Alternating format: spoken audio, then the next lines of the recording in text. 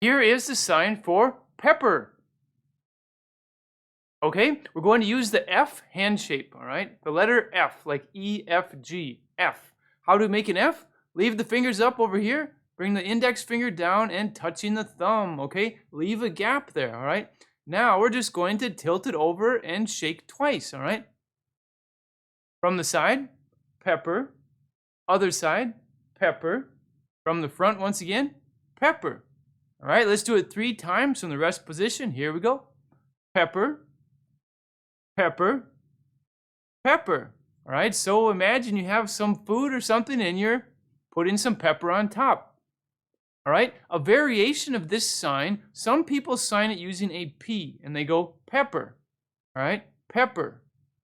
So for this course to maintain consistency, we're going to sign it with the F like this, pepper, pepper.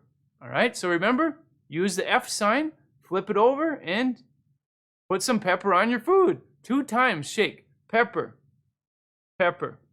All right, this was the sign for pepper.